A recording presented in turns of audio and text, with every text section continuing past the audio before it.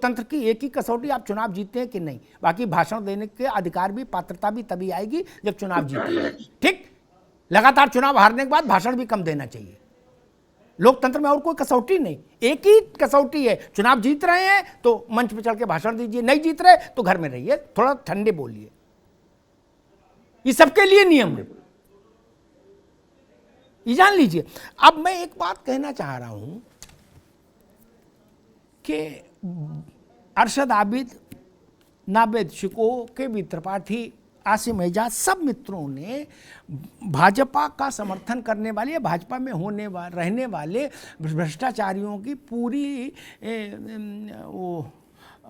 Yellow book dictionary directory सबको याद है। ये बड़ी अच्छी बात है, भ्रष्टाचार के खिलाफ जागरूक होना चाहिए। मेरा बड़ा विनम्र और मासूम सा एक टिप्पणी है, हे प्रभु, हे विद्वज्जनों, रेड्डी बंधु आज तो पैदा हुए नहीं, येदुरप्पा भी आज पैदा नहीं हुए। ठीक, अरशद आबिद और केबी त्रिपाठी की उम्र जोड़ दीजिए तो येदुरप्पा की उम्र बनती है। ठीक, 10 साल आदरणीय डॉक्टर मनमोहन सिंह जी के नेतृत्व में कांग्रेस की सरकार रही, सारे भ्रष्टाचारियों को तिहाड़ में लाके चक्की क्यों नहीं पिसवाई? उसके लिए अमिताभ अग्निहोत्री दोषी हैं क्या? आप अंताक्षरी खेल रहे थे कि भजन संध्या आयोजित कर रहे थे? 10 साल हुकूमत दी आपको मुल्क ने, क्या किया आपने? येदुरप्पा को जेल भेजा क्या? रेड्डी को जेल भेजा क्या? अब सबके नाम याद हैं आपको। प्रतीक्षा करिए, आपके पास सरकार आए, देश के साथ न्याय करिएगा, 24 घंटे में सबको जेल भेजिएगा। लेकिन फिर मैं वही पूछता हूं, राजस्थान में क्या समस्या है? भाषण देंगे आप तो क्या होगा? कांग्रेस भाषण देगी चुनाव में, अभी चुनाव में जा रहा है राजस्थान। भाजपा की सरकार ने पूरे राजस्थान में भ्रष्टाचार मचा रखा था, यही ना त्रिपाठी जी? यहीं से बात शुरू होगी। तो जो लोग भाजपा की सरकार में रहे, उनके नाम पता सरकार के पास नहीं है क्या? वसुंधरा जी का एड्रेस नहीं पता क्या मुख्यमंत्री जी को? उनका तुमसे बड़ा अच्छा रिश्ता है, क्यों आपने जेल भेज दिया सबको? यार ये किसको समझाते हो आप लोग झूठ सच? रमन सिंह ने बहुत चोरी की, भारी, गहलोत ने अपना भूपेश जी, ठीक, दादा आप मुख्यमंत्री हैं, गिरफ्तार करके जेल भेज दो। और जेल में विशेष सुविधा भी मत दो, सत्येंद्र जैन वाली, मालिश वाली, 5 किलो अनाज रोज पीसें, भेजो जेल। हम समर्थन में खड़े हैं। नहीं करोगे आप लोग। ये गुडी गुडी के ही खिलाफ मैं हूं, नावेद शिको, जान लीजिए। मुझे ना इनसे चावल चाहिए ना उनसे चावल चाहिए। ये चोरी चकारी मुझे मंजूर नहीं। और जब वो बहुत ही गंदी बात है जब चोरी चकारी को लोग राजनीतिक सद्भाव का नाम देते हैं और लोकतंत्र का नाम देते हैं, वो पाप करते हैं देश के साथ, पाप करते हैं देश के साथ। मुझे ममता जी का भाषण याद है चुनाव के दौरान। ममता जी ने कहा था सैकड़ों करोड़ रुपया कैश आ रहा है भाजपा का बंगाल में। ठीक है, आप जीत गई चुनाव, आपके पास सिस्टम है, कहां कहां कैश आया था, उन लोगों को जेल भेज दिया आपने? भेज दिया क्या? नहीं ना, एक भी आदमी जेल नहीं गया। क्यों? क्यों? इसके लिए कौन जिम्मेदार है? स्टालिन, करप्ट बीजेपी, हिटलर है बीजेपी। वो तो यहां मिलने आते हैं तो वो रेशमी दुशाला लेके आते हैं पहनाने के लिए बीजेपी वालों को, और आधा कमर झुका नमस्ते करके जाते हैं, आधी कमर झुका के। स्टालिन, त्रिपाठी जी महाराज, सोनिया गांधी को जो दुशाला उड़ाते हैं वो सस्ता उड़ाते हैं, इधर महंगा। पता है आपको क्या है? वो आपकी गठबंधन में। ये क्या फर्जिफिकेशन है भैया? जगन रेड्डी, नावेद शिको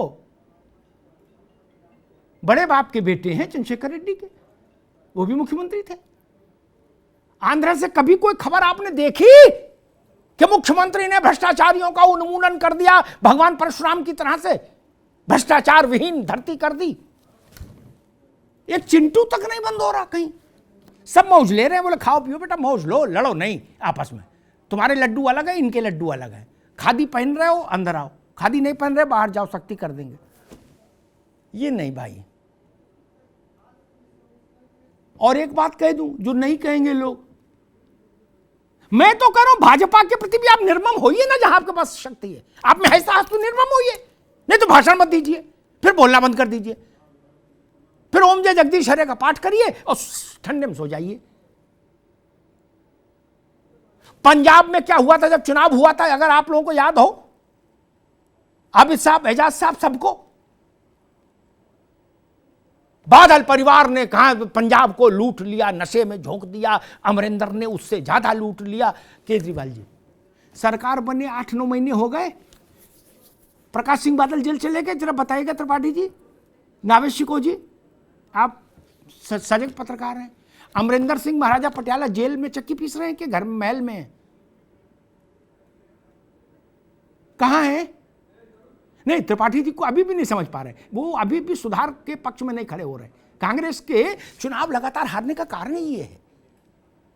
इसीलिए ऐसे नहीं हार रही, हारने के लिए भी बड़ी मेहनत करनी पड़ती है। लगातार आप थोड़ी ना हारते हैं, जनता कहीं कहीं जिताई देती है। लगातार हारने का रिकॉर्ड मेंटेन रखने के लिए बहुत मेहनत करनी पड़ेगी।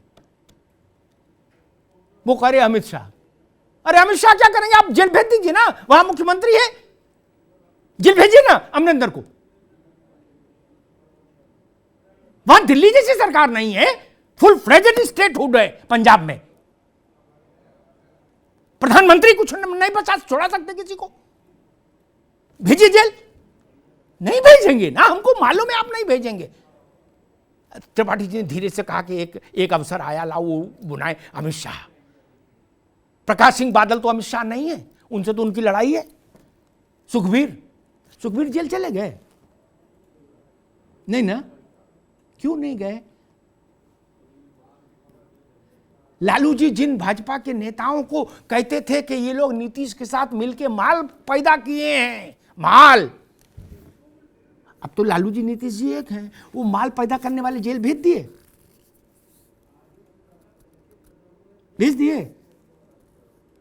नहीं ना? सब लिट्टी चोखा एक ही साथ खा रहे हो ना, है?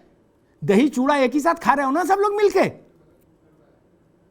और जनता को भ्रम में डाले हुए हो। नावेद जी इस बात का काट हो तो अभी बताओ, नहीं तो बाद में भी बता देना, मैं स्वागत करूंगा। मैं इसे 1000 उदाहरण और दे सकता हूं।